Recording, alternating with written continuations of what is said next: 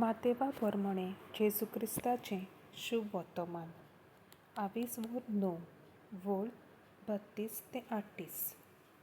ते वचना फुडें अवचीत देंवचार बसलोल्या एका मोन्याक ताचे चर्ची घेवन आयली आनी देंवचार काडटूच मोनो उलयलो आनी लोकांन अजाप जावन म्हणलें, इस्रायलांत असलें केन्नाच कोणेंच पळोवंक ना.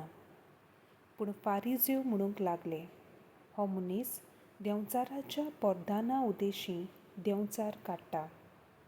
सगळ्या नगरां गांवांनी भोंवून जेजू तांच्या देवस्थानांनी शिकवण दितालो, राजाचें शुभ वर्तमान परगट्टालो आनी सर्व जिनसांचो पिडा रूप बरो करतालो आनी लोकांच्यो उरपंजी पळोवन तांचे विशीं तो चुचुरतालो, कित्याक गंवडी नासलोल्या मेंढऱ्यां भाशेन त्यो डगडगताल्यो आनी निराधारी जाल्ल्यो आसल्यो.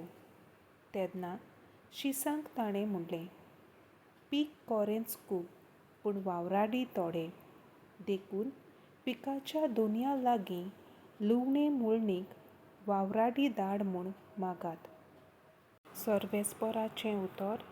देवाचो व्हड उपकार.